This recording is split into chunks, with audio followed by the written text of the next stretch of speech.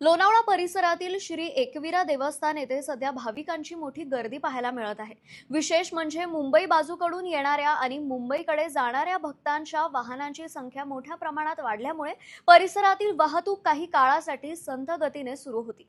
रामनवमीच्या सुट्ट्या आणि शाळांच्या परीक्षा संपल्यानंतर नागरिक मोठ्या प्रमाणात दर्शनासाठी बाहेर पडल्याने या मार्गावर वाहनांचा ताण वाढला होता।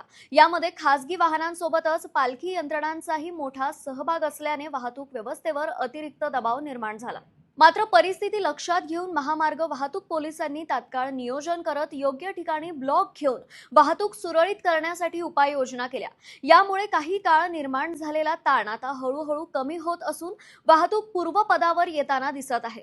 सध्या परिस्थिती नियंत्रणात असून पोलीस प्रशासनाकडून नागरिकांना संयम बाळगण्याचे आणि वाहतुकीच्या नियमांचे पालन करण्याचे आवाहन करण्यात येत आहे। लोणावळा परिसरात येणाऱ्या भाविकांनी शक्यतो गर्दीच्या वेळा टाळाव्यात आणि प्रशासनाला सहकार्य करावे असेही सांगण्यात आले आहे।